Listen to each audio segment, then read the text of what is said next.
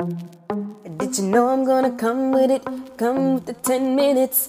I want you stare into these pretty brown eyes. Hey guys, this is Tiffany Jaye coming to you live. 10 minutes with yours truly. I hope you like the show. Check it out.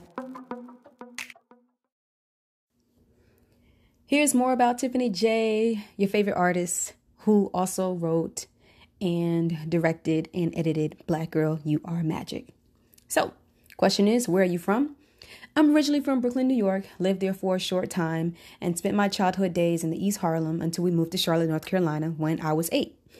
Even though ages 8 through 13 could still be considered childhood, I grew up pretty quick as far as responsibilities are concerned. Household chores, making good grades, attending church at least 4 to 7 nights out of the week. Those were the norm. The New York state of mind was ingrained, as my mom would always have me hurry up when walking across the street, constantly reminding me that I had to be 2 steps ahead at all times. Why? Because I have 2 strikes against me. I'm a Black and I'm a female.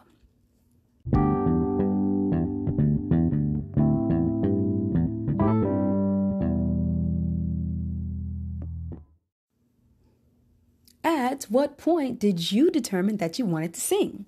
Well, I decided to officially think about singing as a professional career at the age of 13. It was then that I had this epiphany.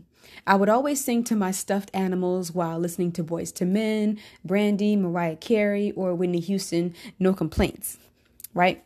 But seriously, I knew I had the voice because I had the ear, which is all that I needed. Singing became as natural as walking. However, I was shy. But one day at choir rehearsal, I came out of my shell to everyone's surprise, including mine, while singing a solo that was needed. After that, it was history. I added singing along with drawing to my repertoire of talents that I decide to display to the public.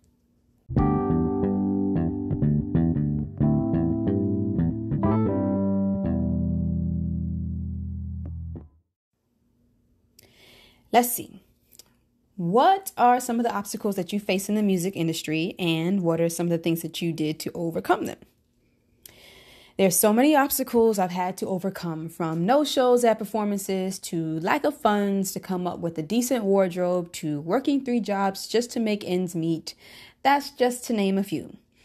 Now, my favorite one that I'd like to highlight is a period where I used to clean buildings in the Ballantyne area. I was in charge of 2 and had been doing so for at least about 6 months at this particular point in my life. Some nights are better than others. However, this particular night, my current position in life had really got to me. I had a performance at Vapiano's here in Charlotte, uptown. And I was exquisitely fabulous. I mean, like red carpet ready and untouchable that particular evening. I sang, wooed the crowd, and the night was basically perfect.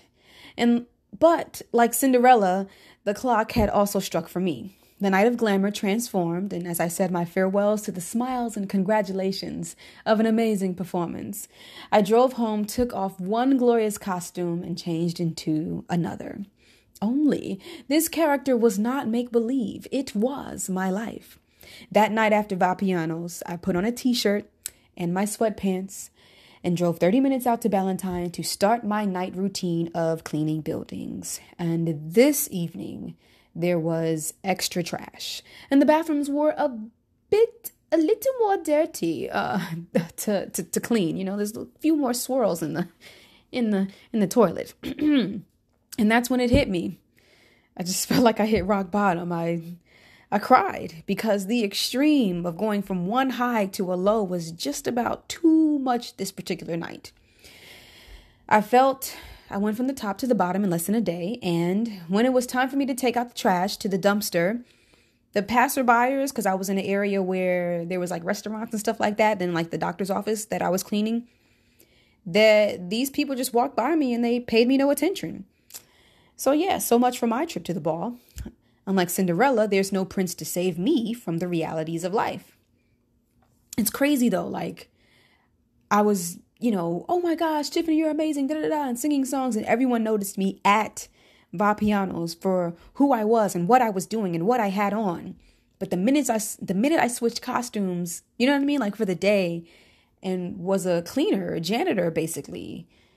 None of that stuff matters. It was just insane. It was crazy.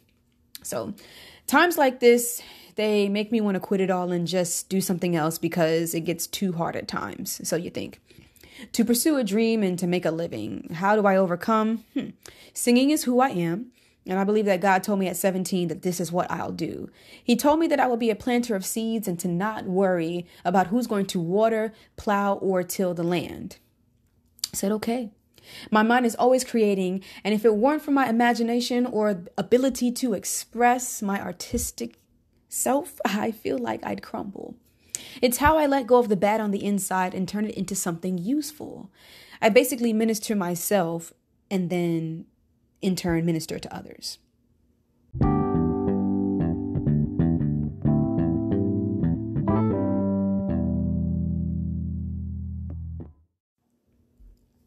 The inspiration to the name of the song, Black Girl, You Are Magic.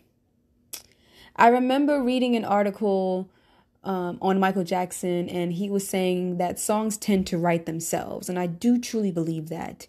You have to listen to the music very carefully, and it will tell you what to write. That may be deep, but on a simpler level, lately I've been doing a lot of research about my history as an African American woman and have such an appreciation for me and my people. That same love I felt from myself, I just wanted to share it with everyone so that they could feel the same way too. In addition, when Jesse Williams spoke at the BET Awards way back when, his speech really resonated with me, and the magic of being Black stuck with me. I told myself I would do something that when the time is right, I told myself I was going to do something with that when the time was right.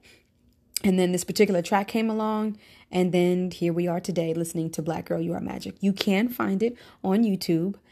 Go to Tiffany Jaye, put in Black Girl, You Are Magic, and boom, the mini documentary will pop up.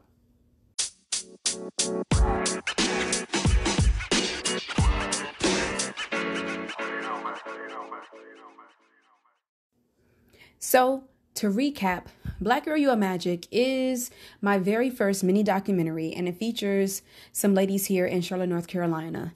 If you know who you are, shout out to you. I'm so excited. Thank you so much.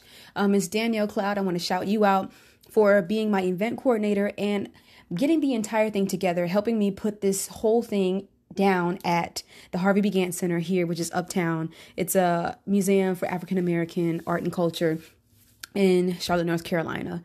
I want to thank my label, 646 Entertainment, for helping me out and supporting me as far as with the sound and the performance aspect of it. I want to thank my friends, all of the vendors, people that were a part of it, all of our speakers.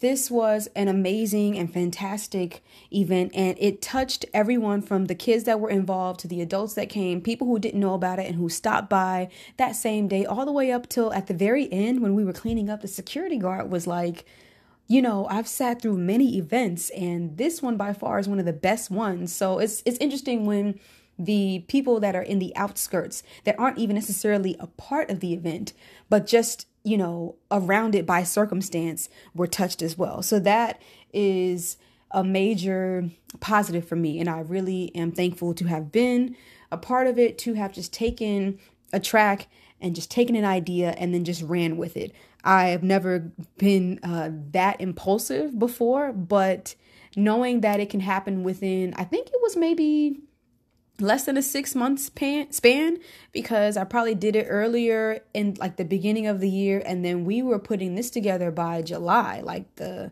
event was being hosted in July. So the one thing that I learned, I went to a book workshop, and they were saying once you put a deadline on things, and especially when you add money to it, that is when things start, like the ball starts rolling, and you have to you just got to see through it. So I have no idea what I'm going to do in the future as far as 2021, but I do have a lot of ideas, and what I want to do is continue to work on this podcast. If you are listening right now, I thank you so much for listening and taking the time out just to hear what I have to say, to hear what I have in my mind. There's plenty more that I want to discuss and to talk about. And thank you for rocking with me. Continue to follow me on all of my social media, TJaye Taylor.com, and then also Facebook, Twitter, Instagram, all of those things. More music's going to come out. In the meantime, continue to rock out to work for, continue to rock out to say that you want me. And if you want some other music that I have in the past, I do have some. Go to my music tab on my website, and you'll see stuff from Testing 1, 2, 3. You'll see stuff from Dare to Dream. Everything is right there. You guys can always communicate with me directly via my social media. You can DM me. Just give me time. I'm still going through a recovery period here as far as recovering from surgery, but otherwise everything is great. I thank you so much for your contributions here in life, and tune in next time. Okay. That was another edition of 10 Minutes with Tiffany Jaye. I hope you all enjoyed yourselves, because I know I did. You can find more episodes on my website, www.tjayetaylor.com, and go to podcasts. But don't stop there. Hop on over to the music tab and rock out to your favorite Tiffany Jaye records, starting with my latest single, Work For It. Available for streaming and downloads on all major platforms, with a bomb video showcase on YouTube featuring the Queen City, Charlotte, North Carolina.